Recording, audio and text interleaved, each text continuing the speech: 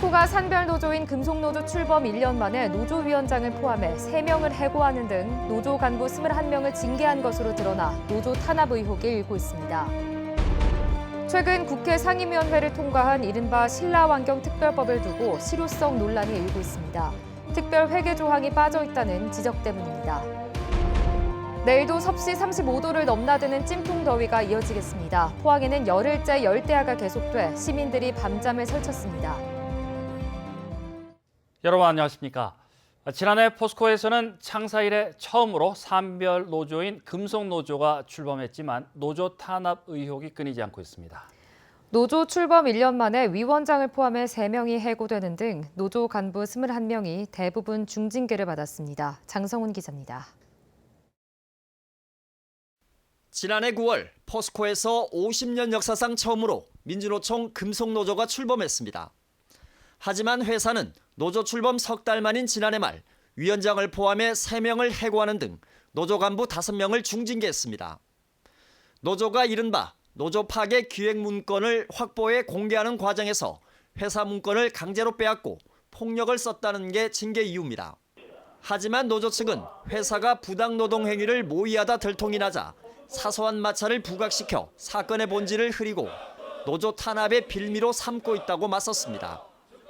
이후 넉 달 뒤 회사는 다시 노조 간부 4명을 잇따라 중징계했는데 이번엔 집회 중에 욕설을 했다거나 산재 내용을 유족에게 제공했다는 등의 이유였습니다.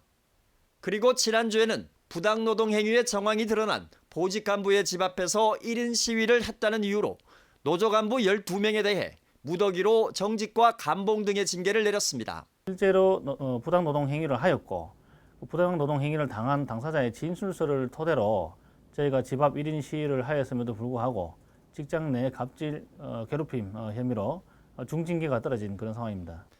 노조는 회사 보직 간부들이 금속노조 탈퇴를 종용한 정황이 드러났는데도 노동당국의 수사가 미진해 법이 보장한 1인 시위를 벌였다며 회사 측의 무더기 징계는 노조 탄압이라고 주장했습니다. 특히 회사는 지난 5월 중앙노동위원회가 부당노동행위로 판정한 보직 간부에 대해선 아무런 징계도 하지 않고 있다며 이번 징계는 형평성에도 맞지 않는 보복성 징계라고 지적했습니다. 또 노조 파괴 문건 사건의 징계와 관련해 지난주 중앙노동위원회가 3주간의 화해 조정을 권고했지만 포스코 최정호 회장은 무더기 징계로 오히려 갈등을 키우고 있다고 비판했습니다. 포스코 지회 설립 이후 끊임없이 정징계 및 인사 보복 조치를 하고 있는데요. 현재까지 21명이 중징계 처분을 받았고요. 또 한 분이 추가 징계를 기다리고 있습니다. 포스코 측은 1인 시위 징계권은 특정 보직 간부를 모욕하는 문구가 적힌 피켓을 들고 지속적으로 괴롭혀 사규에 따라 처리한 사항으로 노조 탄압의 의도는 없으며 중앙노동위원회의 화해 중재는 결과가 나오기까지 별도의 입장은 없다고 밝혔습니다. MBC 뉴스 장성훈입니다. 지난 4월 17일부터 4대 불법 주정차 주민신고제가 도입된 이후 경북에서 모두 7,072건의 공익신고가 접수됐습니다. 신고 유형별로는 횡단보도 불법 주정차가 절반 이상을 차지했고 이어 교차로 모퉁이와 버스 정류소, 소화전 주변 불법 주정차 순이었습니다. 안전신문고 앱을 실행한 뒤에 불법 주정차 차량의 사진 2장을 1분 간격으로 찍어 신고하면 현장 단속 없이 과태료가 부과됩니다. 최근 국회 상임위원회를 통과한 이른바 신라환경특별법을 두고 실속 논란이 일고 있습니다. 경주의 8대 핵심 사업을 분명히 이행하도록 한 의미가 있는 법안이라는 의견과 함께 특별회계 조항이 빠진 미흡한 법안이라는 지적이 나오고 있습니다. 보도에 김철승 기자입니다.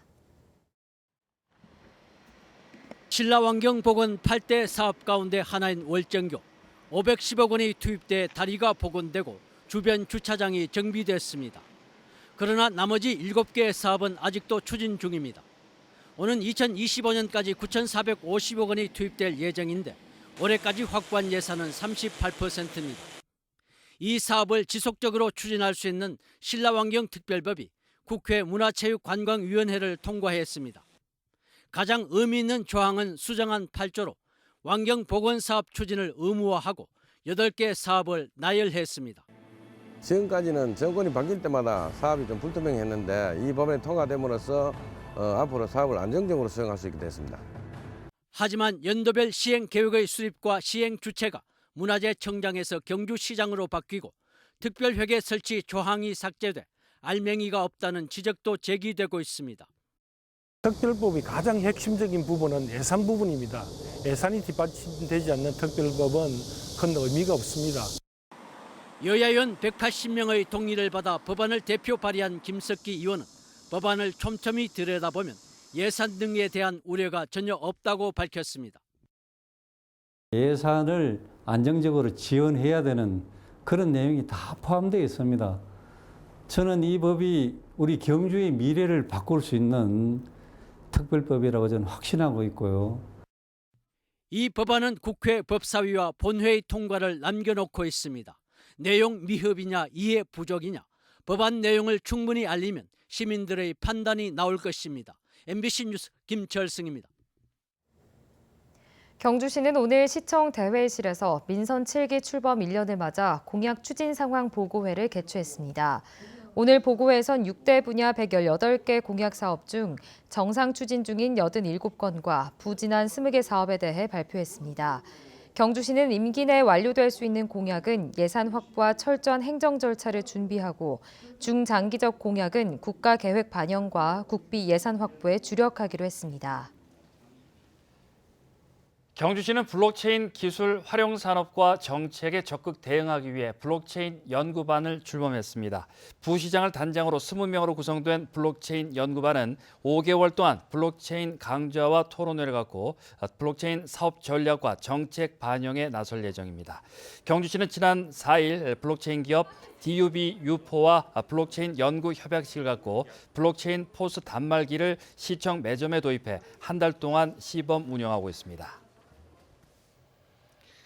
한국의 9개 서원이 세계 문화유산에 등재된 걸 기념하는 특별전시회가 안동 유교문화박물관에서 개막했습니다.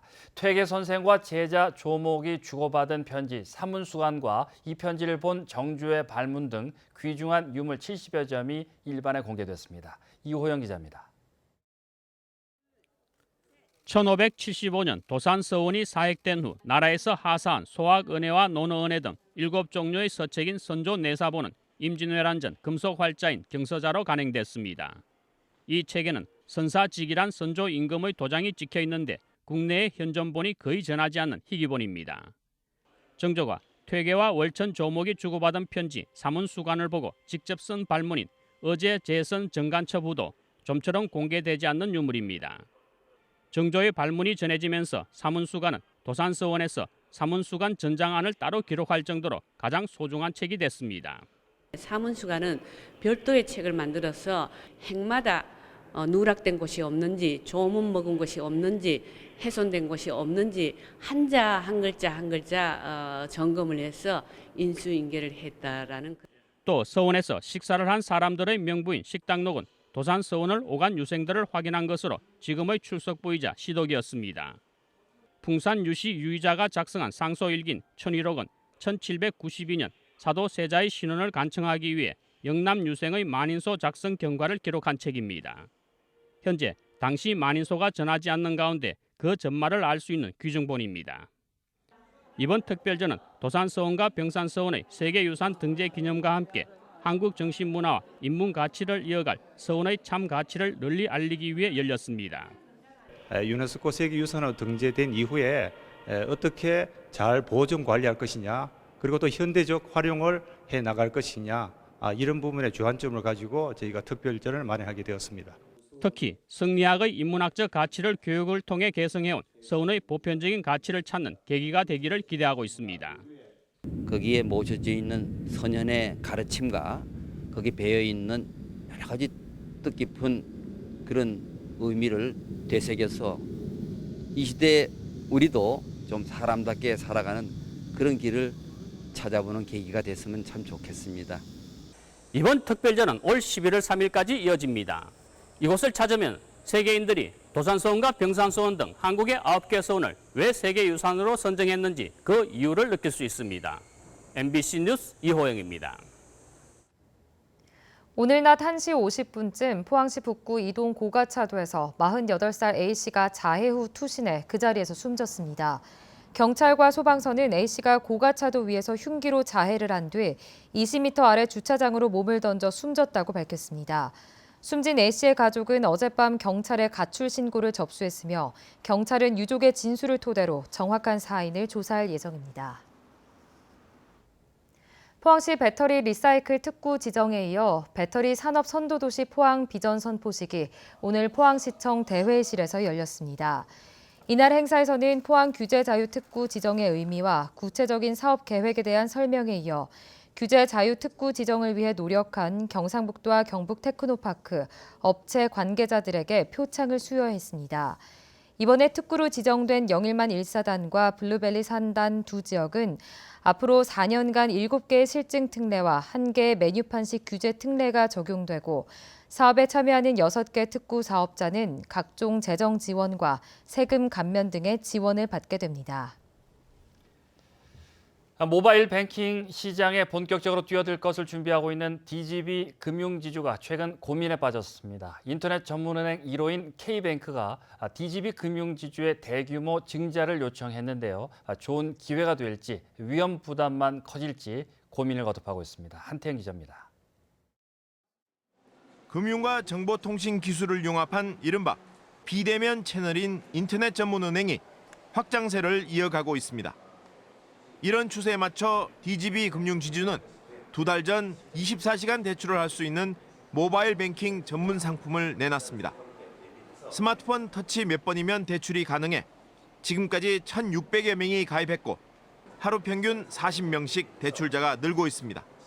공인인증서로 로그인만 하시면 다 알아볼 수 있는 상품이라서 좀 지역이나 이런 데 구애받지 않으시고 제주도나 강원도나 다른 여계 지역에서도 많이 찾아주시는 상품. DGB 금융지주가 디지털 사업을 확대하고 있는 가운데 최근 인터넷 전문은행 1호인 K뱅크로부터 많게는 수천억 원의 자금 투입을 요청받았습니다. DGB 금융지주 자회사인 DGB 캐피탈이 K뱅크 지분 3%를 가지고 있기 때문입니다. 그룹의 자본 이슈도 고려를 해야 되는 거고 이런 문제 때문에 그냥 요청이 와서 그냥 검토를 하는 단계예요. 과연 타당한지. DGB 금융지주는 지역은행의 한계를 뛰어넘는 수단으로 모바일 뱅킹을 꼽고 있습니다.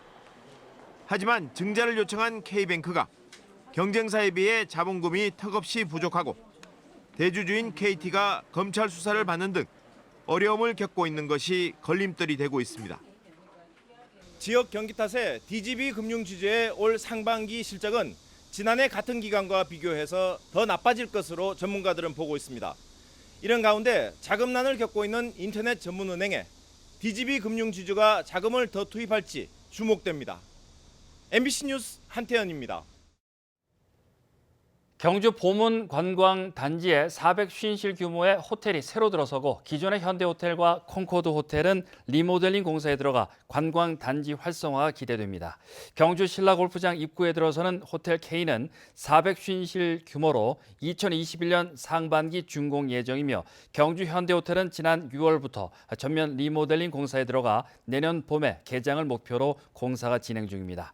2016년 폐업한 콩코드 호텔은 신규 사업자가 600억 원을 투입해 전면 리모델링 후 내년 10월부터 새롭게 손님을 맞을 예정입니다. 경북 동해안은 내일도 찜통더위가 이어지겠습니다. 대부분 지역의 낮 최고 기온이 35도까지 오를 것으로 예상돼 건강관리에 신경 쓰셔야겠습니다. 안수진 기상캐스터입니다. 오늘 영덕과 포항, 경주의 낮 최고 기온 35도를 넘어갔고요. 울진도 34.9도를 기록하면서 그야말로 찜통더위가 기승을 부렸습니다. 밤에도 지표면의 열기가 식지 않으면서 최저 기온이 25도 이상 유지되는 열대야 현상이 나타나겠는데요. 더운 밤에도 숙면을 취하기 위해서는 차가운 물보다는 따뜻한 물로 샤워를 해주시고요. 야식과 격렬한 운동은 피하시는 게 좋겠습니다. 경북 동해안에는 내일로 열흘째 폭염특보가 이어지겠습니다. 자세한 내일 날씨 알아보겠습니다. 내일 대체로 맑겠습니다. 아침 기온 24도에서 27도, 낮 기온은 33도에서 35도입니다. 울릉도와 독도의 하늘 표정 맑은 가운데 바람이 강하게 불겠습니다. 아침 기온 울릉도와 독도 24도, 낮 기온은 울릉도 30도, 독도 26도입니다. 동해상으로도 맑은 하늘이 펼쳐지는 가운데 바다의 물결, 동해 중부 해상에서 최고 2.5m, 동해 남부 해상에서 최고 2m까지 일겠습니다. 당분간 별다른 비 소식 들어있지 않고요. 폭염은 지속되겠습니다. 날씨였습니다. 포항에서 열흘째 아침 최저 기온이 25도 이하로 내려가지 않는 열대야 현상이 나타났습니다. 기상청에 따르면 오늘 아침 최저 기온은 포항 26.9도, 울진 26.8도를 기록하는 등 경북 동해안 대부분 지역에서 열대야 현상이 나타났습니다. 포항은 지난 21일 이후 열흘째, 울진은 어제에 이어 이틀 연속, 울릉도에서도 지난 28일 이후 사흘째 열대야 현상이 나타났습니다. 내일 문화가 있는 날을 맞아 도예 체험 행사와 작가와의 만남 행사가 경주에서 열립니다. 경주 솔거미술관은 20명의 신청을 받아 오전 10시부터 분청사기를 현대 도예로 재구성한 윤강조 작가의 작품을 감상하고 우리나라 전통 도예를 체험하도록 할 계획입니다. 경주문화재단은 지역 교류전 도시 오감에 참여한 미술작가 3명을 초청해 오후 6시 반부터 예술의 전당에서 토크 콘서트를 열기로 했습니다.